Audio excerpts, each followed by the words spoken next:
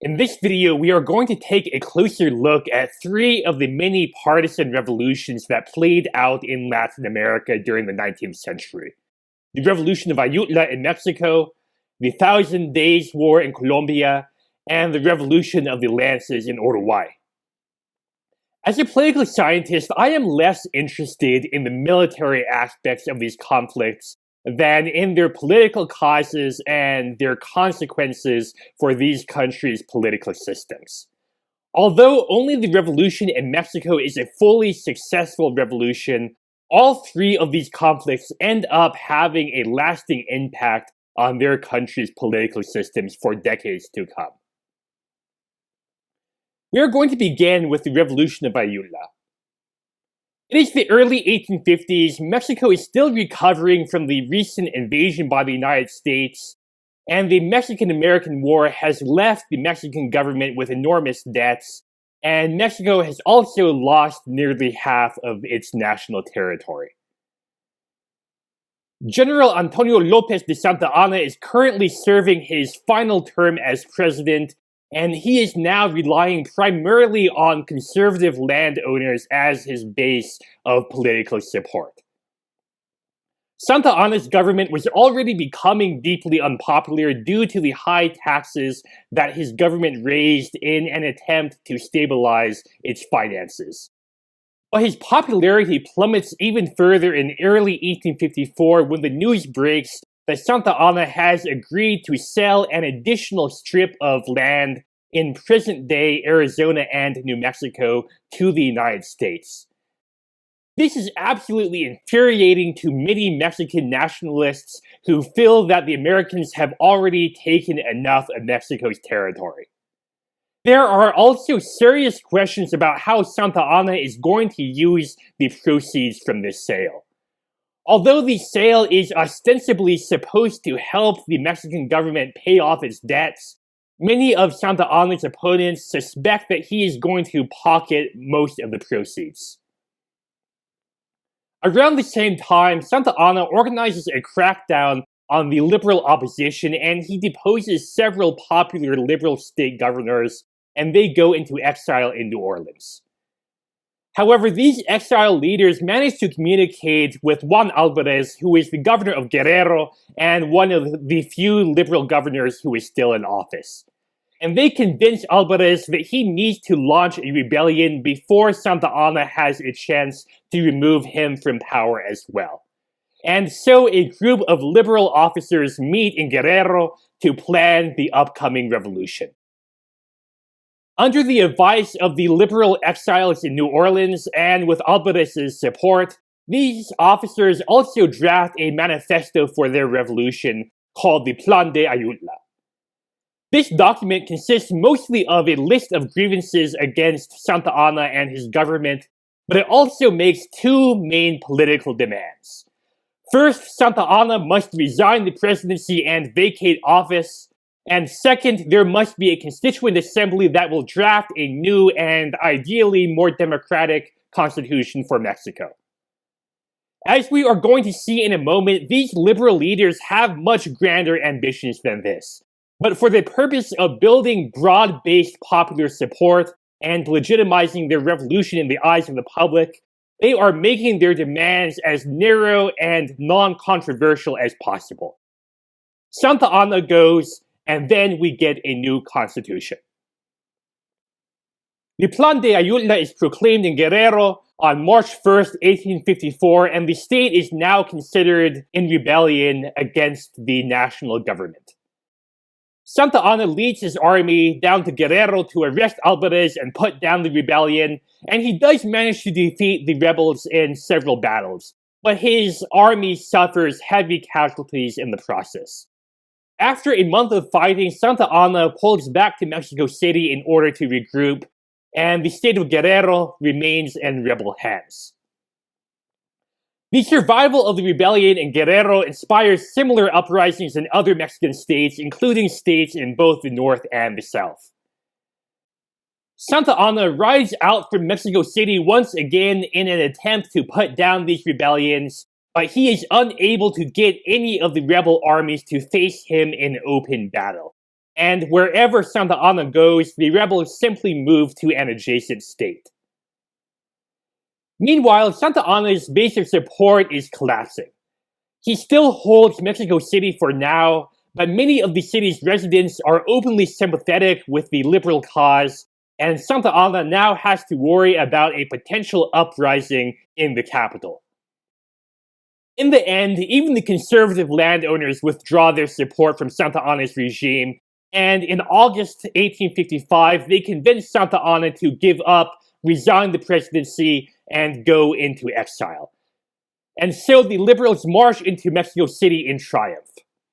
Santa Anna and the conservatives are now out of power, and the Liberal Party forms a new provisional government with Juan Alvarez as the president.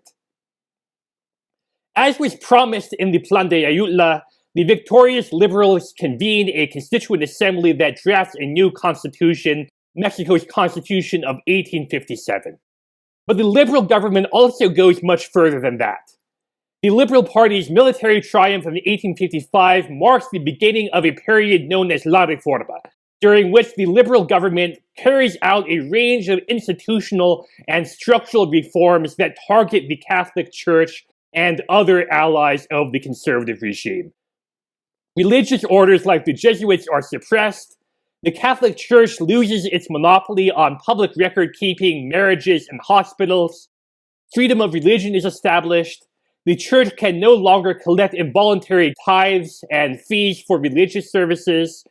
Then the 1856 Lerdo Law abolishes corporate ownership of land, leading to the confiscation of the estates held by the Church, along with the lands held by indigenous communities. These policies trigger further revolts by the Conservative Party, and Mexico experiences an additional decade of partisan conflict that culminates in the Second French Intervention in Mexico, which is supported by the Conservative Party against the liberal government. However, the liberals ultimately prevail. In 1867, the Republic is restored, and the Conservative Party disappears as a significant force in Mexican politics. The initial Revolution of Ayutla is an example of a remarkably successful partisan revolution from the standpoint of the liberal rebels. Although the rebels lost most of the military engagements, their rebellion does put enough pressure on Santa Anna's already shaky regime that the regime finally collapses in the middle of 1855, and the liberals are able to seize control over the government. This in turn gives the liberals an opportunity to enact sweeping reforms that undermine the institutional basis of support for their conservative rivals. The conservatives fight back against these reforms, but this hastens the party's collapse, and by the end of the 1860s, the Liberal Party is the only viable political party left standing in Mexico. It has won a total victory. By contrast, our second revolution, the Thousand Days' War, was an unmitigated disaster for the liberal rebels. During the 1880s and 90s, the right wing of the Liberal Party and the Conservative Party had formed a power-sharing arrangement, and there was even an attempt to merge their two parties together into a new national party that would be a hegemonic force in Colombian politics. However, this power-sharing arrangement begins to unravel in 1894 when the right-wing liberal president Rafael Núñez dies in office. He is succeeded by his conservative vice president Miguel Antonio Caro, who sidelines the liberals from his government, shuts down liberal newspapers, and arrests several of the Liberal Party's leaders. Caro is eventually forced to resign the presidency in 1898, but he continues to manipulate Colombian politics from behind the scenes because his successor as president is much too old and sick to actually do the job. After an electoral reform bill fails in Congress later that year, many of the liberal leaders conclude that the only way that Caro will ever leave power is if he is removed by force. In October 1899, a group of liberals launched an uprising in the Department of Santander. And this is soon followed by similar uprisings in other liberal strongholds throughout the country. The liberal rebels initially tried to fight a fairly conventional war against the government, but they pivot to guerrilla tactics by the middle of the year 1900. The rebel armies are poorly equipped and disorganized, but the liberals hope that they will at least have a numerical advantage. As we saw in previous videos, the Colombian Liberal Party was one of the first elite parties in Latin America to develop a large multi-class base of partisan support. And the party is now calling on its lower-class partisans to join this revolution. However, the liberals face a much tougher fight than they had anticipated when they launched the rebellion. One of the major initiatives of those earlier liberal-conservative coalition governments of the 1880s was to strengthen Colombia's state by expanding the size of its military. The last time that a liberal revolution toppled a conservative government was in the early 1860s, when the regular Colombian army still had fewer than 1,000 men. But by the time that the Thousand Days War breaks out in 1899, the Colombian army is nearly 8 times that size.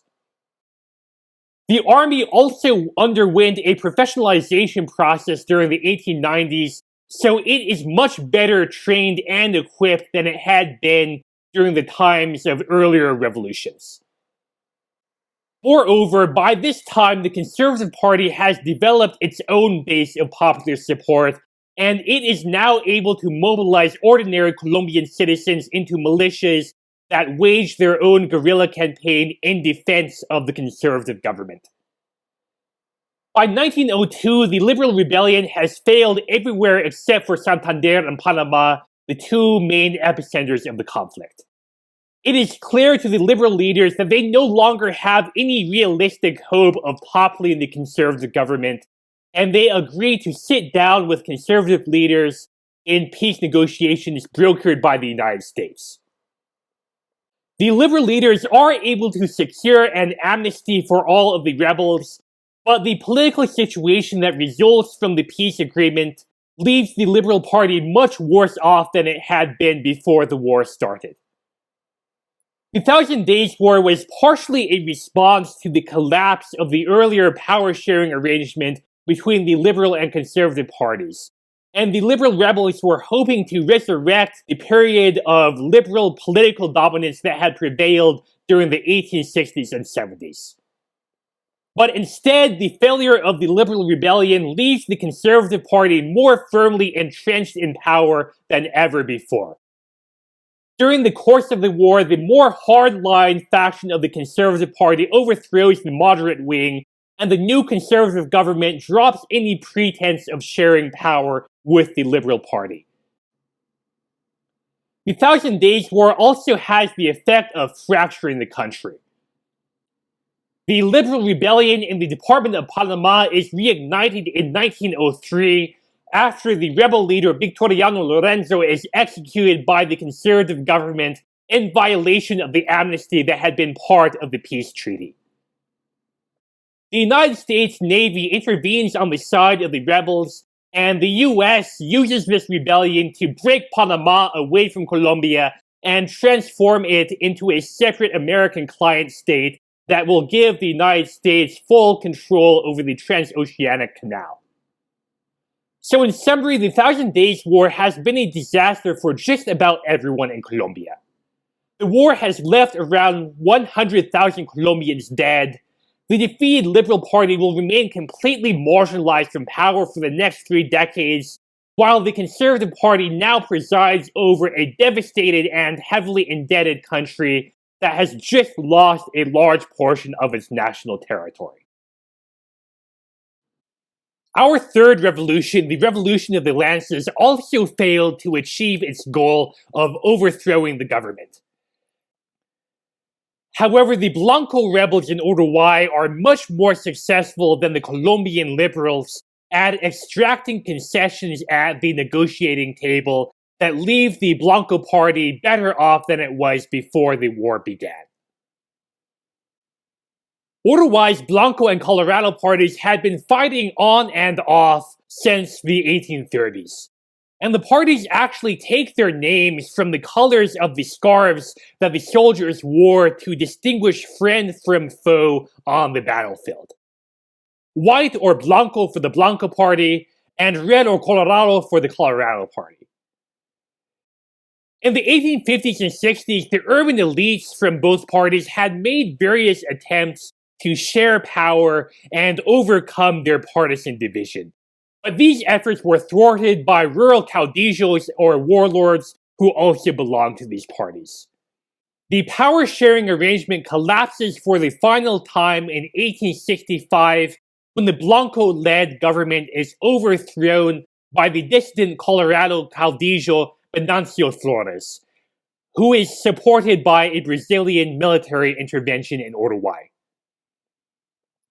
The rise of Flores' Colorado government leads much of the country's Blanco population to migrate out of the country and take refuge in the Argentine province of Entre Rios, where they form an exile community. Flores steps down from power in 1868, but a few days later he is assassinated on the streets of Montevideo. This assassination triggers reprisal killings of Blanco partisans who are still living in Montevideo, including the former Blanco president Bernardo Berro, who was arrested and executed later that day. The Uruguayan Congress elects another Colorado leader, Lorenzo Baille, to succeed Flores, but Baille has a difficult time consolidating his hold on power. Baille is despised by many of his own party's regional leaders based in the interior. He has also inherited a major financial crisis, and just to make matters even worse, Uruguay has been spending the last several years fighting in one of the bloodiest international conflicts in Latin American history, the Paraguayan War, or the War of the Triple Alliance. While this war was especially devastating for Paraguay's population, the Allied forces also suffered heavy casualties, and Uruguay's regular army has just lost between 1/3 and 1/2 of its men to a combination of combat and disease. The Blanco exiles are watching these events unfold, and many of them conclude that this is the best chance that they will ever have at winning back power in Uruguay. Baille's Colorado government is very shaky, and now a large portion of the government's army is dead. So it really should not take too much of a push to remove Baille from power. The Blanco exiles elect Timoteo Aparicio to lead their rebellion. Aparicio is a somewhat unlikely leader because he is not really part of the Blanco party's traditional elite. He is not a very wealthy man himself, and he was probably illiterate. However, Aparicio is one of the most experienced commanders that the Blanco party has. He has spent his entire adult life fighting in Uruguay's partisan civil wars, and he knows how to lead a successful partisan revolution. In March 1870, Aparicio leads the Blanco rebel army across the Uruguayan River, and they march south towards the capital of Montevideo. Along the way, they defeat a government army that has been sent to stop them, and they descend on the capital. The rebels capture the fortress of the Cerro that guards the opposite side of Montevideo Bay, and they establish a siege around the city. At this point, the situation is looking pretty dire for Lorenzo Baille's government in Montevideo. However, the Colorado Party also includes various caudillos or regional warlords based in Uruguay's interior. These caudillos are not a big fan of President Lorenzo Baille, and most of them would be quite happy to see him fall from power if he were replaced by another Colorado. However, these men are still proud Colorado partisans, and they have absolutely no intention of sitting back and letting the Blancos seize power through force. And so they raise a fresh army in the interior, and they march south to relieve Montevideo. This forces Aparicio's Blanco army to break off its siege, and they retreat west towards Argentina, and the Colorado army pursues them, winning a decisive battle at Manantiales de San Juan in June 1871. Once this battle is over, the Blanco rebels no longer have any realistic prospect for taking power in Uruguay. But they are not ready to return to exile, and the Blancos continue to wage a guerrilla campaign in southwestern Uruguay for the rest of the year. Unable to put down this insurgency, the Colorado leaders finally agree to enter into peace negotiations with the Blancos. And the peace treaty of April 1872 establishes a new power-sharing arrangement between the Colorado and Blanco parties. Under this new arrangement, the Colorado Party will retain control over the presidency and most of the country's governorships.